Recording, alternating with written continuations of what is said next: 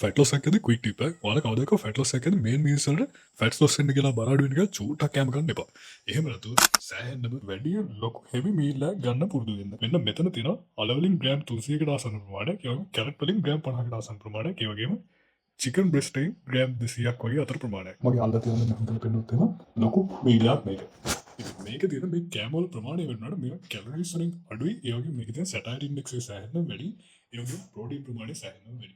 ඔයාලට ලොකු වෙලාවක් මේකෙන් අල්ලගෙන ඉන්න පුළුවන් වගේ මේන් මීල් සතර. ඉතින් මම දකින කොමන් මිස්ටේක් එකක් තමයි ෆැට් ලොස් කරන්න ඉන්න කට්ටියගේ මේන් මීල්ස් වලට සෑහෙන පොඩි මීල්ස් දාගන්න එක. ඉතින් මෙහෙම වුණාම වෙන්නේ ටග්ගල් බඩගින්න තව පැකින් දෙකකින් උඩරිම සනික බඩගින්න. ඊට පොඩි ස්නැක් ඔප්ෂන්ස් ගන්නවා.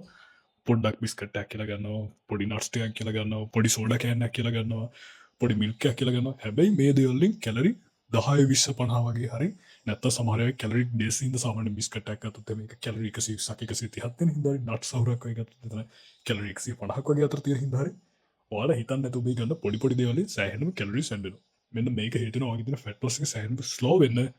එහෙම නැත්නම් ඒක මේන්ටනන්ස් කැලරිස් වලටම ගියද එහෙම නැත්නම් තව ටිකක් මේන්ටනන්ස් වලට බහුව යන්න. එහෙම වෙද්දී ඔයා මේ මේන් මීල්ස් වල චුට්ට කාලා කැම රිස්ට්‍රික්ට් කරලා මෙන්ටලි දෙන මේ ඉෆෙක්ට් එක කිසිම තේරුමක් නැතන. ඒ හින්දා වැඩි වොලියුම් එකේ කෑම ගන්න පුරුදු වෙන්න.